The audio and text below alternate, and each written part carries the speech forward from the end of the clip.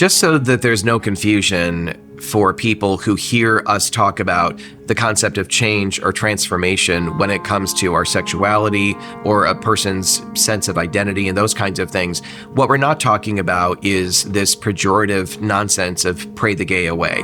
Certainly prayer, we believe, is a huge part of transformation in anyone's life, in any area of life. So we're not in any way diminishing the value of prayer.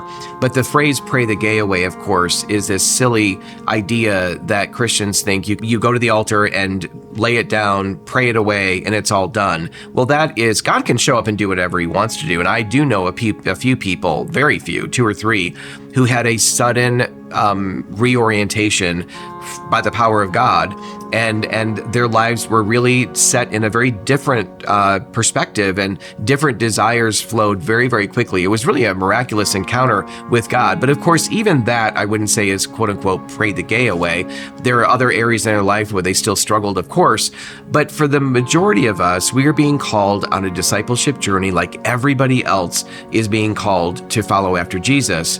And so change, from our perspective, is not this idea that you snap your fingers and it's all done, that God just suddenly comes in and fixes everything, and that's what the definition of change is. I mean, change in and of itself is this idea of movement.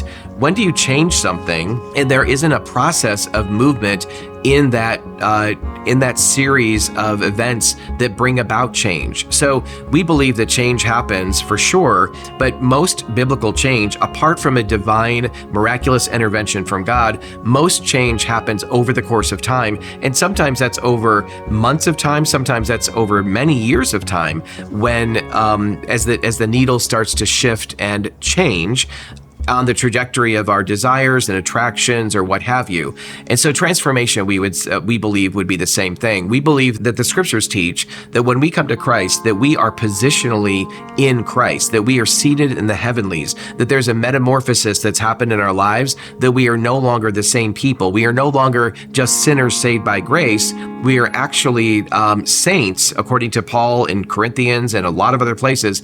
We have become saints. There's this metamorphosis, there's this radical change that's happened to us, but we still have a flesh in this life that does pull us towards sin. And so for the saint, for the one who's in Christ, for the follower of Jesus Christ, it means slaying our fleshly desires, dying to ourselves, and again, taking up our crosses and following after Jesus as he called us to.